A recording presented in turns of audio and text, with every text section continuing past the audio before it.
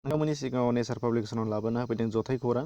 दा बे जथाय खौराङाव नोंथांमोना नुनो मोनगोन गोदान हारिनि, हादोरनि, रायजोनि बा मुलुगनि गुबुन गुबुन खौरांफोरखौ नोंथांमोना बेयाव नुनो मोनगोन। दा फारियै नायलांनो फैदो। गिबियाव नुनो मोनदों नोंथांमोना NDFB आफादखौ सिफायबाय।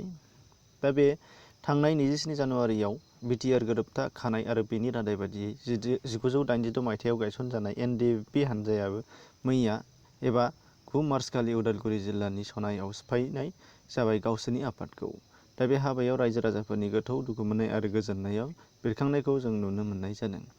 दा बेनिफ्राय नोंथांमोना नुनो मोनबावदों NDFB-नि बारग' गाहाय नेहाथारि B.R. फेरेंगा बिथाङाबो राजखान्थियाव बाहागो लाबाय।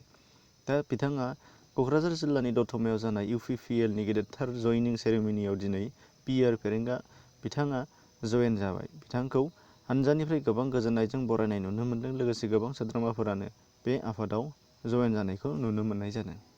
दा बिदिनो गुबुन गुबुन भिडिअ आवगायलांनायनि सिगां नोंथांमोनहा जुदि चेनेलाव गोदानै फैदोंबा साबस्क्राइब खालामनानै लानो हागोन आरो नटिफिकेसन बेलखौ थुना लानो हानाय जागोन।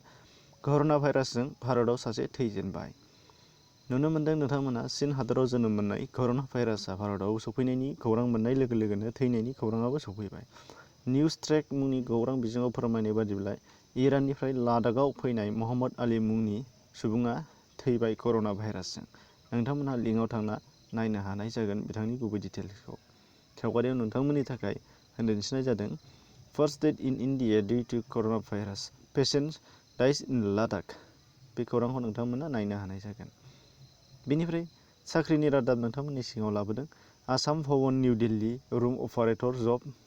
बेयाव नोंथांमोना नुनो मोनदों आसाम भवन निउ दिल्लीयाव थानायाव बाहाय नोंथांमोनहा रुम अपारेटरनि एप्लाइ खालामनो हानाय जागोन। जायफोर नोंथांमोना इलिजिबोल आरो जायफ्रा इन्टारेस्टेड दङ।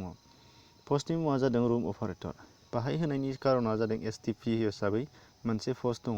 सेलारिया 14,000निफ्राय 49,000 उइथ ग्रेजुवेट स्केल 5600 बेयाव 5,600 बे मोनसे थादेरगोन। क्वालिफिकेसना हायार सेकेन्डारिबानो जागोन। हायार सेकेन्डारि पास जाबानो जागोन। एप्लाइ खालामनाया नोंथांमोना नुनो मोनदों application in started from as described in the Assam gazette from Assam gazette फर्माव फिलआप खालामनानै डकुमेन्ट्स हरनांगोन नों 2 कपिस लेटेस्ट पासपर्ट साइज। बेनिफ्राय ₹5नि स्टेम्प हरनांगोन।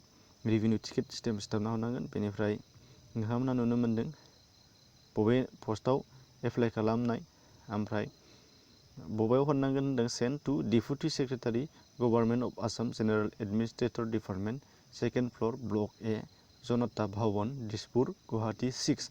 बेखौ नोंथांमोनहा एड्रेस हिसाबै फर्माव फिलआप खालामनानै होनाय जानांगोन। दा बेनिफ्राय बाहाय नुनो मोनदों नांगौफोरा कपि अफ दा एपइन्टमेन्ट लेटारनि नांगोन। सेलेक्टेड स्टेट कपिस नांगोन। बार्थ सार्टिफिकेट एबा मेट्रिकनि सार्टिफिकेट नांगोन होनदों। एडमिट कार्ड बाहाय माबायाव थायो डेट अफ बार्थआव थायो। कास्ट सार्टिफिकेट नांगौ होनदों। बेनिफ्राय EWS केन्डिडेट बा बेनि सार्टिफिकेट नांगोन। बेनिफ्राय screen test will be held in the number of applicant are more than the available number of the post.